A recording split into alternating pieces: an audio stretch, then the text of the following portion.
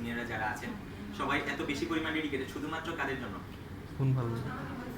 আপনারা কি আবার চাইলে পরবর্তী কোনো দিন আবার এই ফ্রেমটা পাবেন? আমরা কি চাইলে আবার আরেকটা সেম ফ্রেম পাবো? কারণ হচ্ছে যেহেতু এখানে প্রাক্তন শিক্ষার্থী যেমন আছে তেমন আছে কে নবীন শিক্ষার্থী, তাই না? প্রাক্তন শিক্ষার্থীদের আমরা চাইলে কি পাবো না, তাই না? আচ্ছা, এখন আমরা হচ্ছে সবাইকে মন থেকে ধন্যবাদ জানাই। এখন আমরা অল্প কিছু বিষয় সম্পর্কে জানবো যেটা আসলে একটা নবীন শিক্ষার্থীর জানা উচিত।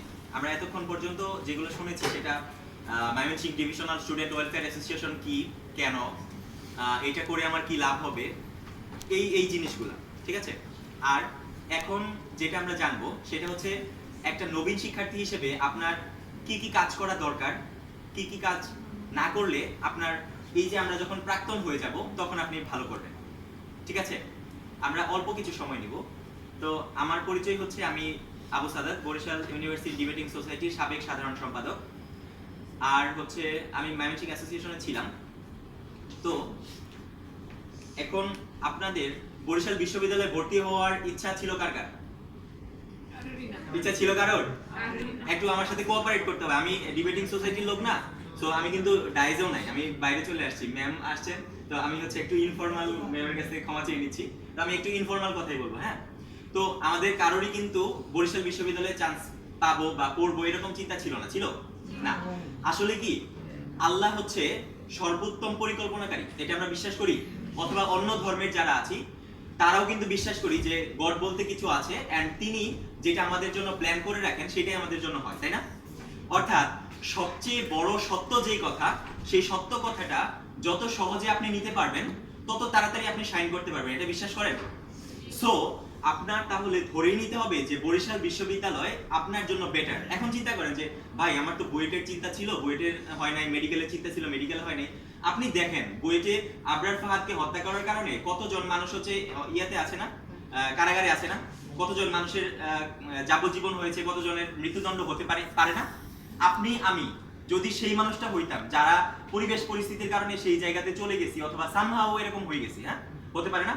তো আমরা ওই পজিশনের চেয়ে এখন বেটার আছি না? অর্থাৎ আমরা কি এখন বলতে পারি যে আমরা বরিশাল ইউনিভার্সিটিতে ভর্তি হতে পেরে হ্যাপি অ্যান্ড আলহামদুলিল্লাহ? এই যে মেন্টালি আপনি ধরে নিছেন যে হচ্ছে বরিশাল ইউনিভার্সিটিতে ভর্তি হতে পেরে আপনি happy, that's the first step যার থেকে আপনার যাত্রাটা শুরু হবে। আপনি জানেন যে হচ্ছে আপনি এখন কম্পেয়ার করতে পারেন যে ঢাকা ইউনিভার্সিটিতে এটা আছে, ওইটা আছে, আমাদের এই ইউনিভার্সিটিতে এটা নাই। নো, আপনি কমপ্লেইন করার স্কোপটা এখন নাই। কেন নাই? আপনি ধরে নিছেন যে আপনার এটাই আপনার লাকে আছে, তাই না? আপনি ঢাকা ইউনিভার্সিটির পরীক্ষা দেন নাই, দিয়েছেন কিন্তু চান্স হয় নাই, অথবা সামহাও আল্লাহ আপনার জন্য চায় নাই, ডান। তার মানে আমার বর্তমান বরিশাল ইউনিভার্সিটিতে যা রিসোর্স আছে সেই রিসোর্স দিয়েই আপনার কি করতে হবে, সামনে আগাই যাইতে হবে, ঠিক আছে? অর্থাৎ আমাদের মধ্যে ডিপ্রেশন কাজ করা যাবে না, ঠিক আছে? যা রিসোর্স আছে সেটাই কি করতে হবে, কাজে লাগাতে হবে। Point number 1। দ্বিতীয় নাম্বার পয়েন্ট হচ্ছে, একটা জুনিয়র বলে গেছে, সেটা হচ্ছে আমার পাশের লোককে হচ্ছে আমার প্রতিদ্বন্দ্বী মনে হয়। আপনাদেরও কি সেম মনে হয়? দেখেন, আপনি একটু ওয়ে অফ থিঙ্কিংটা একটু চেঞ্জ করেন কিভাবে?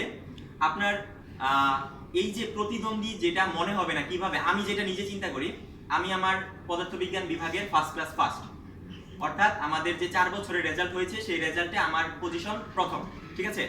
আমি হয়তো ইনশাআল্লাহ ডিন অ্যাওয়ার্ডে পাবো।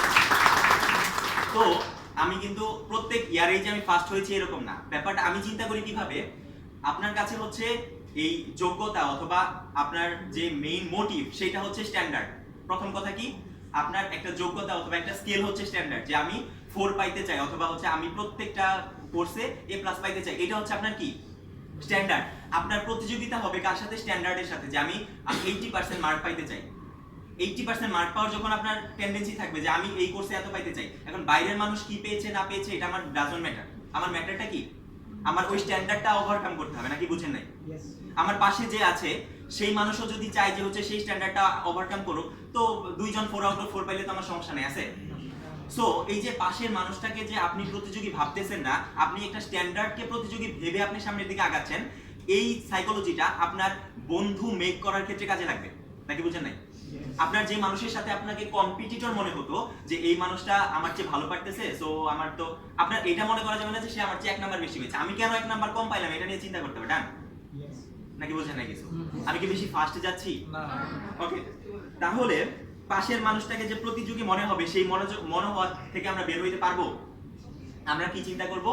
আমরা চিন্তা করব স্ট্যান্ডার্ড, যে আমরা এই স্ট্যান্ডার্ডটা কি করব? ওভারকাম করব। তার মানে প্রতিযোগিতা হবে কার সাথে? কার? আমার সাথে স্ট্যান্ডার্ডের, নাকি বুঝেন নাই? হ্যাঁ। আচ্ছা, তারপরে যেই কথাটা, আমাদের বিশ্ববিদ্যালয়ে ভর্তি হওয়ার পরে আমাদের মানুষের মধ্যে কিছু প্রবলেম দেখা দেয়। প্রবলেমটা কি আমি বলি, যখন আপনি দেখবেন যে হচ্ছে কোনো যোগ্য মানুষ যোগ্য স্থানে যায়, তখন উনি বিনয়ী হয়। কি হয়? কে যোগ্য স্থানে যাবে? যোগ্য মানুষ, বুঝছেন? যোগ্য মানুষ একটা ভালো স্থানে যদি যায়, সে কি হয়? বিনয়ী হয়। আর যদি অযোগ্য মানুষ সেখানে যায়, তাহলে অহংকারী হয়, জানেন? কারণ সে ওই পোস্টের জন্য কি না।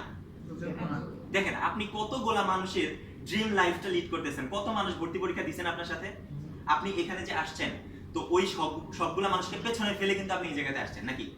তো এই যে আপনি যে একটা যোগ্য পজিশন হোল্ড করতেছেন, এই হোল্ড করাটা আপনি কিন্তু নিজের মেধা দিয়ে করছেন, তাই না? তো মেধা দিয়ে করার কারণে আপনি কিন্তু আসলে এই জায়গার জন্য যোগ্য। তো যোগ্য হওয়ার কারণে আপনার কি হইতে হবে? বিনয়ী হইতে হবে। এখন আপনি যদি মনে করেন আপনার অনেক বরিশালের ভাষায় যেটা বলে আমার অনেক হেরাম, তাই না? তো এই যে আমি পাবলিক ইউনিভার্সিটি পড়ি, আমি চাইলেই হচ্ছে একটা বাসের স্টাফকে হচ্ছে চড়থাপ্পড় দিয়ে দিতে পারি। তো এই যে আপনি যে একটা মানুষ একটা যোগ্য পজিশন হোল্ড করতেছেন, তারপরে কিন্তু এই যে মনে করেন একটা অটো ড্রাইভারকে আপনি একটা থাপ্পড় দিয়ে দিলেন, তো তারপরে হচ্ছে আপনি অটো ড্রাইভারই আপনাকে বলবে যে আপনি না বিশ্ববিদ্যালয়ের স্টুডেন্ট। তো দেখেন, আপনাকে কিন্তু আবার সেম থাপ্পড়টা ব্যাক করা লাগলো না, কিন্তু আপনার যে এই যে বললো যে বিশ্ববিদ্যালয়ের স্টুডেন্ট না আপনি, এতেই কিন্তু আপনি রিভার্স করে একটা থাপ্পড় খেয়ে গেছেন, বুঝছেন? তো আমি এই কথাটা আজকের আপনাদের সামনে বলতেছি, কারণ হচ্ছে আপনারা মাত্র ভার্সিটিতে ভর্তি হয়েছেন, তো এই বিষয়গুলো কিছুটা খেয়াল রাখা দরকার। বোর লাগতেছে এখনো? না। এখন কি আপনার লাইফের সাথে রিলেট করতে পারতেছেন কিছু? আচ্ছা, তো এই কথাটা তারপর হচ্ছে আপনি যেটা করবেন সেই করার মধ্যে 100% এফোর্ট দিতে হবে। কি দিতে হবে? 100% এফোর্ট। এখন কথা হচ্ছে আপনার পদাধিকার একটা প্রোগ্রাম চলতেছে না ইয়েতে, মুক্তমঞ্চে। আচ্ছা, এখন আপনি আছেন এই জায়গাতে, তো এখন এখানে থাকা অবস্থায় এখানে আপনার সর্বোচ্চ এফোর্ট দেওয়া মানে কি? যে কথাটা বলেন টিচাররা অথবা সিনিয়ররা, সেই কথাটা আপনার মনোযোগ দিয়ে শুনতে হবে। এখন যদি আপনি চিন্তা করেন যে না, এখানে থেকে আমি হচ্ছে পদাধিকার প্রোগ্রামটা এনজয় করবো, হবে না। আমি এই জন্য হচ্ছে দুইটা পজিশনের কথা বলছি। সেটা হচ্ছে আমি বিউডিএস এর যেমন জেনারেল সেক্রেটারি ছিলাম এবং আমার ব্যাচের আমি টপার। এখন এই যে দুইটা জিনিসকে হচ্ছে ব্যালেন্স করতে হয়। কিভাবে ব্যালেন্স করতে হয়? আমরা অনেক সময় না কি করি, আমাদের পজিশনটাকে ভুলে যাই। ধরেন আপনার ইয়ার ফাইনাল পরীক্ষার সামনে আপনি এর আগে হচ্ছে একটা প্রোগ্রাম করে ঘুরতেছেন, তাহলে কি আপনাকে ভ্যালু দিবে? না। কিন্তু আপনি যদি আপনার নিজের জায়গাটা, নিজের পড়াশোনাটা ঠিক রেখে তারপরে যদি এই জায়গাতে যান, তার মানে সে বলবে যে হচ্ছে এই ছেলেটা সাংগঠনিক দিক থেকেও যেমন ভালো, তেমন পড়াশোনার দিক থেকেও কি ভালো। এখন এরকম অনেক মানুষ আছে যারা হচ্ছে সাংগঠনিক দিকে এত বেশি পরিমাণ ব্যস্ত হয়ে যায় যে আপনি 4 বছর পরে যে আপনি সিজিপিএ বা আপনি যেই কাজটা করবেন, যে আলটিমেট আউটকাম, আপনার বাবা মাকে যখন বলবেন যে হচ্ছে আমার এই রেজাল্ট হয়েছে, দেখবেন মানে যত ক্লান্তি আছে, যত কষ্ট আছে, সব কষ্টতে আমরা তখন ভুলে যাবেন, তাই না? তো আমাদের মেইন যে টার্গেটটা আছে, মেইন টার্গেটটা ফিল আপ করতে হবে, ঠিক আছে? তার মানে সময় যখন যেই কাজটা করা দরকার, ধরেন আমার হচ্ছে গ্রাজুয়েশন শেষ, এখন আমার মাস্টার শেষ, এখন আমি এই প্রোগ্রামটা অ্যাটেন্ড করছি, আমি গত 2 বছর ম্যানেজিং অ্যাসোসিয়েশনে আসি নাই, বুঝছেন? সো আপনার যখন মনে হয় যে হচ্ছে আমার এই জায়গাতে যাওয়া দরকার, আমার এই জায়গাতে এফোর্ট দেওয়া দরকার, আমার মনে হয়েছে যে আমার এখন অ্যাসোসিয়েশনের মানুষদেরকে হচ্ছে কিছু বলা দরকার, আমি যেহেতু বিশ্ববিদ্যালয় থেকে চলে যাব কিছু দিনের মধ্যেই, তো আমার মনে হয়েছে যে কিছু বলা দরকার। বুঝতে পারছেন জিনিসটা? তো আপনার বুঝতে হবে যে হচ্ছে চলবেন, চলার সময় বুঝতে হবে কখন আপনার থামতে হবে, বুঝছেন? তো এই জিনিসটা দরকার। তারপরে আপনার প্রত্যেকের মধ্যেই কিন্তু পটেনশিয়াল আছে, আপনারা সবাই পটেনশিয়ালিটি নিয়ে আসছেন না এই জায়গাতে। তো সেই পটেনশিয়ালিটি মিট করতে হবে কোথায় গিয়ে জানেন? আপনি যে বর্তমানে যে জায়গাতে আছেন সেই জায়গা থেকেই। কেন? কারণ হচ্ছে আপনার ফার্স্ট ইয়ারের রেজাল্ট যদি ভালো না হয়, তাহলে পরবর্তী আপনি যত সামনের দিকে আগাবেন তত আপনার ডিপ্রেশন কাজ করবে। কি কাজ করবে? ডিপ্রেশন। কিভাবে আমি বলি, ফার্স্ট ইয়ারে যখন হচ্ছে আপনি দেখবেন যে আপনার প্রথম ইয়ারের রেজাল্টটা একটু খারাপ হয়েছে, আপনি বলেন না যে হচ্ছে বিশ্ববিদ্যালয়ে শুধু চিল আর চিল, কোনো প্যারা নাই।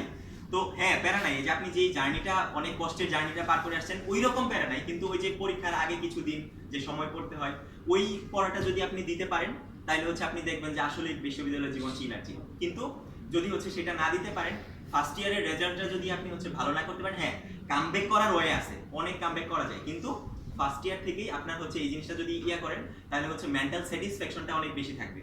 অ্যান্ড মেন্টাল স্যাটিসফ্যাকশনের কারণে পরবর্তীতে আপনি যেখানেই যাবেন সেখানে কি করতে পারবেন, আপনার বেস্টটা দিতে পারবেন। আমার কথা কি বুঝতে পারছেন? আচ্ছা আমি বলি, আমার সংগঠনের মধ্যে আমি অ্যাড হয়েছি হচ্ছে 1 বছর পরে। কয় বছর? 1 বছর পরে। আমি হচ্ছে এই 1 বছর শুধুমাত্র দেখছি যে কোন সংগঠন কি কাজ করে। আমি বলতেছি না যে কোন সংগঠনে অ্যাড হবেন না, কিন্তু আপনি বুঝেন যে হচ্ছে আসলে আপনাকে কোন জায়গাটা হচ্ছে টাচ করে। আপনার যদি মনে হয় যে হচ্ছে আপনি বাইরে যেতে চান, তাহলে আপনার চিন্তা করতে হবে যে হচ্ছে আপনি ইংলিশে কিভাবে ভালো করতে পারবেন, আইএলটিএস কিভাবে দিবেন, তাই না? আর যদি হচ্ছে আপনি বাংলাদেশ ওরিয়েন্টেড থাকতে চান বা বিসিএস দিতে চান, তাহলে আপনার চিন্তা করতে হবে কি আপনি কিভাবে জিকেটা একটু ভালো করবেন, কিভাবে ইংলিশটা ভালো করতে পারবেন, কিভাবে আশেপাশের যে সাবজেক্টগুলো আছে এই সাবজেক্টগুলো ভালো করতে পারবেন, তাই না? তো আপনার যেই গোল, সেই গোলটা হচ্ছে চিন্তা করে আপনার এখন থেকে চিন্তা করতে হবে যে হচ্ছে আচ্ছা আমি যেহেতু ওই গোলে যাব, তো আমি এখন থেকে এটার জন্য অল্প অল্প করে প্রিপারেশন নিতে থাকি। এই অল্প অল্প করে প্রিপারেশন নেওয়ার কারণে কি হবে, আপনি পরবর্তীতে গিয়ে প্রেশার লাগবে না। আমি একটা লাইভ এক্সাম্পল দিই। মাঝে মাঝেই দেখবেন যে এখানে অনেক কুইজ হয়, তাই না?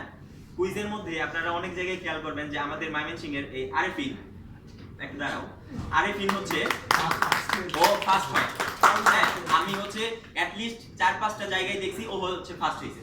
তো এই যে বাইরের যে কারিকুলার অ্যাক্টিভিটি, আবার ওর সিজিপিও ভালো, ও হচ্ছে মনে হয় ডিপার্টমেন্টের টপের মধ্যেই আছে।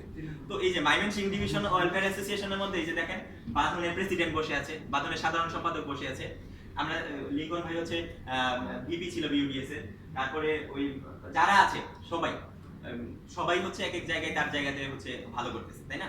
তো এই জায়গাতে নিজেকে হচ্ছে নিজের লক্ষ্যের দিকে হচ্ছে শানিত করতে হবে। বুঝতে পারছেন? আচ্ছা, তারপরে আরেকটা ব্যাপার, সেটা হচ্ছে ফাইন্যান্সিয়াল স্ট্যাবিলিটি। আমি কিন্তু পয়েন্ট বাই পয়েন্ট বলতেছি, আপনারা একটু মনে রাখেন, তাইলে হচ্ছে অনেকজন সিনিয়রের সাথে কথা বলার চেয়ে আপনি মানে অনেকগুলো কোশ্চেনের আনসার পেয়ে যাবেন। আচ্ছা, ফাইন্যান্সিয়াল স্ট্যাবিলিটির কথা বলি। আপনি যদি বিশ্ববিদ্যালয়ে পড়ার পরে তারপরে যদি হচ্ছে বাসা থেকে কল দিয়ে টাকা নেওয়া লাগে, তাহলে এই জিনিসটা আসলে হচ্ছে কিছুটা ইমেজে অথবা বিবেকে লাগে না? আচ্ছা, তো এক্ষেত্রে আপনার সলিউশন হইতে পারে যে হচ্ছে আপনি টিউশন করাইতে পারেন। এখন বলতে পারেন যে হচ্ছে অনেক সিনিয়রে বলছি টিউশন দেওয়ার জন্য, কিন্তু টিউশন দেয় নাই, তারপর হচ্ছে অনেক কিছু করছি ভাই, টিউশন পাই না। আমি আমার জার্নিটা বলি। আমি প্রথমে হচ্ছে লিফলেট ছাপাইছি। আমি কোনো সিনিয়রের কাছে একটা টিউশনের কথা বলি না, আমি নিজে লিফলেট ছাপাইছি। এন্ড প্রথম যখন বরিশালে আমি পড়াই, তখন হচ্ছে একটা স্টুডেন্টকে 2 ঘন্টা পড়াইতাম, 2,500 টাকা আমাকে দিত, 5 দিন পড়াইতে দিত। ঠিক আছে? আচ্ছা, সেখান থেকে আমি এখন 1 ঘন্টা 3 দিন পড়াই, 10,000 টাকা টিউশনও করাইছি। ঠিক আছে? সো আপনার এই যে দেখেন আমি হচ্ছে 10,000 টাকা টিউশন করাইছি, এটা মানে নিজেকে আরেকটা জিনিস, আমি সরি টু সে, আমি হচ্ছে নিজেকে অনেক বেশি হাইলাইটেড মনে করতেছি না, কিন্তু আমি আমার জার্নিটা শেয়ার করতেছি। যদি কারোর হেল্প হয় তাহলে এই জিনিসটা হবে, আমাকে হচ্ছে হাইলাইট করার কিছু নাই। তো এই যে প্রথম থেকে যে আমি শুরু করছি, যে লিফলেটটা পাইছি, এই কোচিং এ হচ্ছে সিভি দিছি, এন্ড তারা হচ্ছে আমাকে কল করছে, সেখানে আমি ভালো পড়াইছি। এন্ড পরবর্তী যে টিউশন রেফারগুলো আসছে, আমি যখন ফার্স্ট ইয়ারে ফার্স্ট হই, তারপরে থেকে কিন্তু এই টিউশনের ডিমান্ড তখন হচ্ছে আমার বাড়ে। যখন হচ্ছে মনে করেন খোরশেদ স্যার, রহিমানা সেন ম্যাম যখন হচ্ছে আমাকে রেফার করে যে হচ্ছে এই স্টুডেন্টকে পড়ায়, তো টিচাররা যদি হচ্ছে রেফার করে, তাইলে হচ্ছে স্টুডেন্টের পেমেন্ট তো বাড়বে, তাই না? তো আপনি ওই যে সিনিয়রের পিছনে দৌড়ায় যে হচ্ছে ভাই একটা টিউশন দেন, একটা টিউশন, নো, সিনিয়রদের পিছনে দাঁড়ায় এখন আমি যদি একটা টিউশন করি, আমি 2টা টিউশনও করাই দিব, তাই না? তো এরকম হয় না। আপনি হচ্ছে নিজের কোয়ালিটির দিকে লক্ষ্য করেন। আপনি যদি ফার্স্ট হন, সেকেন্ড হন, থার্ড হন, তারপরে দেখবেন যে আপনার সিনিয়ররা এমনি বলতেছে, কারণ আপনার উপর ট্রাস্ট আছে যে আপনি হচ্ছে ভালো পড়েন এন্ড ভালো পড়াইতে পারেন নাকি। তো এই জিনিসগুলো হচ্ছে ইম্পর্টেন্ট, ফাইন্যান্সিয়াল স্ট্যাবিলিটিটা ইম্পর্টেন্ট। তারপরে আমার কিছু কিছু স্কিল ডেভেলপ করার কথা আমি বলবো।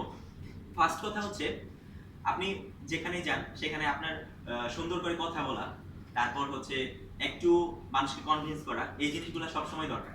আপনি 100 মানুষের 500 মানুষের সামনে কথা বলতে যদি না পারেন, তাহলে বিশ্ববিদ্যালয় থেকে বের হওয়ার পরে আপনি আসলে বিশ্ববিদ্যালয় থেকে কি করে, একটা সোনাগরিক তৈরি করে না? সোনাগরিক মানে কি শুধু আপনি বুঝলেন আর কাউকে বুঝাইতে পারলেন না, তাহলে হবে না। তার মানে আপনি সোনাগরিক হওয়ার জন্য কি কি করতে হবে, আপনার নিজে যেমন বুঝতে হবে তেমন আরেকজনকে বুঝাইতে হবে। এই জন্য পাবলিক স্পিকিং যেখানে প্র্যাকটিস হয়, আপনি সেই অর্গানাইজেশনগুলো করতে পারেন। তারপরে আপনি কি কি কাজ করতে পারেন, আপনার বর্তমান যেহেতু তথ্য প্রযুক্তির যুগ, আপনি সমাজ কল্যাণ অধিদপ্তর আছে, সেখান থেকে এই যে টাইপিং যে ব্যাপারগুলা, তারপর হচ্ছে মাইক্রোসফট অফিস এক্সেলের যে স্বাভাবিক বেসিক কাজগুলা, এই কাজগুলো শিখতে পারেন। এখন আপনার মনে হইতে পারে যে ভাই এই যে অ্যাসাইনমেন্ট, প্রেজেন্টেশন, এগুলো করেই তো সময় পাই না, আবার এগুলো করবো কখন? কিন্তু যারা ম্যানেজ করতে পারে, ওই যে ম্যানেজ করতে হবে আপনার, সবসময় তো ধরেন ইয়ার যদি থাকে তাহলে হচ্ছে শেষের 2 মাস পরীক্ষা হয়, মাঝখানে মিড হয়, এগুলো আসলে ওই ম্যানেজ করতে পারলে একটু হয়ে যায়, বুঝছেন? কিন্তু আপনার সামনের মুখটা সামনে নিজে নিতে হবে। তারপর আমি নিজে যেটা করতে পারি, আপনি ওই সমাজসেবা অধিদপ্তর অথবা বিআরটিসি থেকে ড্রাইভিং এর প্র্যাকটিসটা করতে পারেন। আমি কিন্তু একদম আপনাদের যেটা প্রয়োজন সেটা বলতেছি, নাকি বুঝতেছেন না? আচ্ছা, এই স্কিল ডেভেলপ গুলা হচ্ছে করা দরকার। খাওয়া দাওয়া আসছে, আমরা একটু পরেই করবো, হ্যাঁ, আর অল্প অল্প অল্প অল্প কিছু কথা। আচ্ছা, এখন তারপরে আরেকটা কথা, সেটা হচ্ছে আপনার প্রচুর ফ্রেন্ড বানাইতে হবে। এখন ফ্রেন্ড বানাইতে গেলে আপনি দেখতেছেন যে হচ্ছে অনেক ধরনের তো আমার ফ্রেন্ড আছে, তো ফ্রেন্ডদের প্ররোচনায় পড়ে মনে করেন কালকে আপনার পরীক্ষা, তার আগের দিন রাত 2টা পর্যন্ত ব্যাডমিন্টন খেলছে।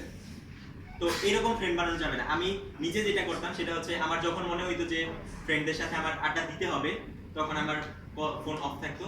আর যখন হচ্ছে মনে হইতো যে আমার ফ্রেন্ডদের সাথে আড্ডা দেওয়া যাবে না, এখন আমার সব বন্ধ করতে হবে, তখন সুন্দর করে মোবাইলটা ফ্লাইট মোড অন করে পড়তাম, বুঝছেন?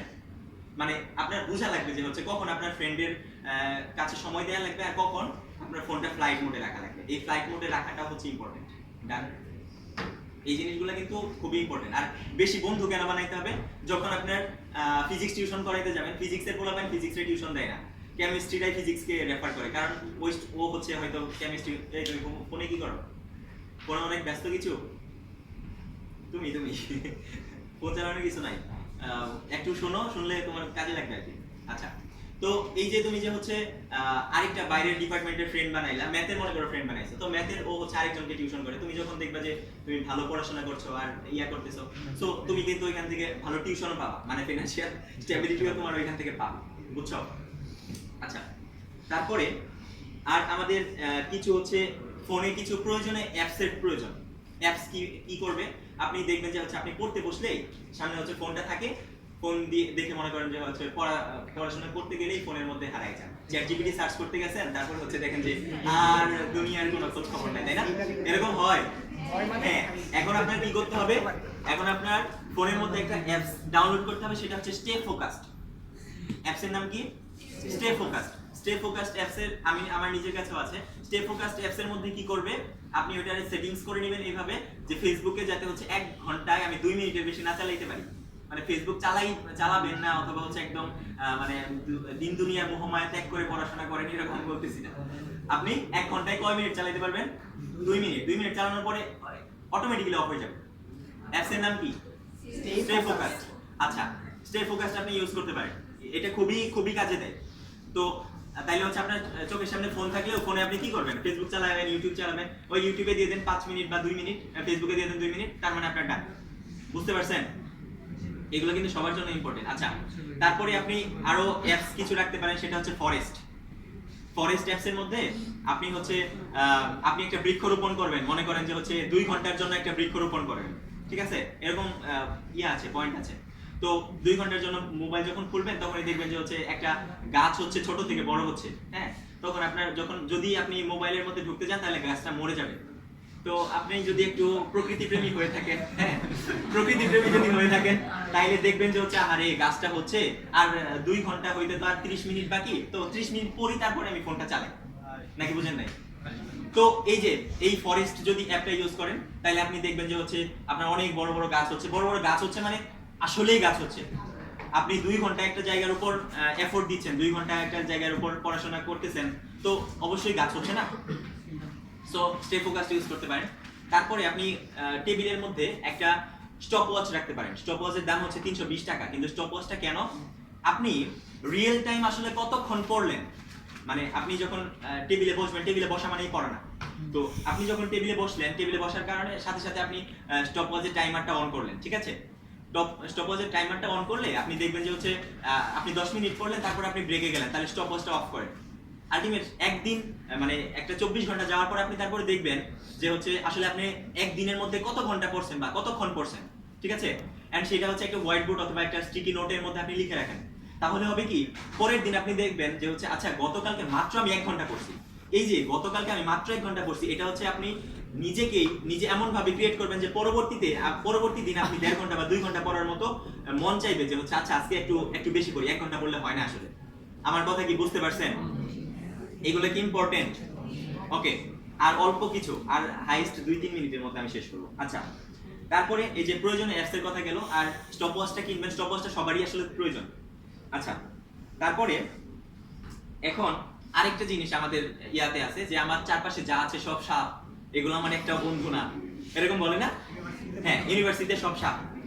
এখন আপনি এই প্রবলেম থেকে একটা একটা থট চিন্তা করে যে এই জায়গা থেকে ব্যাক করতে পারবেন কিভাবে?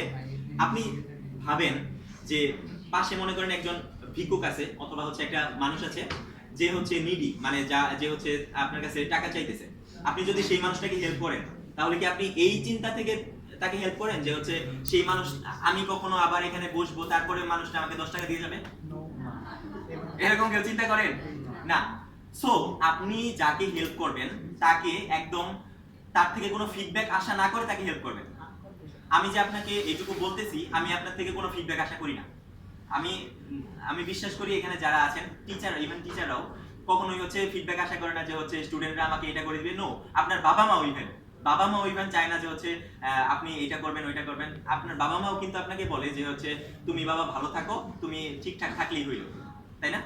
এরকম অনেক ফ্যামিলি আছে, হয়তো একটু ইয়ে আছে, ওইটা আলাদা ব্যাপার। তো এই যে ফিডব্যাক না আশা করা, এর থেকে কি পাবেন? আপনি মানসিক শান্তি পাবেন, আর মানুষকে সাপ মনে হবে না। আপনি ওকে হেল্প করছেন, সে আপনাকে হেল্প নাই করতে পারে। আপনি এইভাবে নিজেকে ক্রিয়েট করেন যাতে হচ্ছে আরেকজনের হেল্প না লাগে, তাই না? তার মানে আপনি হেল্প করা বাদ দিয়ে দিবেন এরকম না। ভার্সিটি সবাই সাপ হয় না, বন্ধু আসলে হয়, অনেকেই বন্ধু হয়। আচ্ছা, তারপরে আরেকটা ব্যাপার সবচেয়ে গুরুত্বপূর্ণ, সেটা হচ্ছে আমরা অনেক সময় কি করি, আমরা অনেক জায়গা থেকে নিজেকে গুটিয়ে রাখার মাধ্যমে একটা কেমন জানি একটা ফিল নেই। মানে ধরেন আপনার ব্যাচের সবাই ট্যুরে যাচ্ছে, আপনি চিন্তা করতেছেন যে না, ট্যুরে যাব না। এই যে আপনি বললেন না যে ট্যুরে যাবেন না, ট্যুরে যাওয়াটা যে ইম্পর্টেন্ট এটা আপনি জানেন।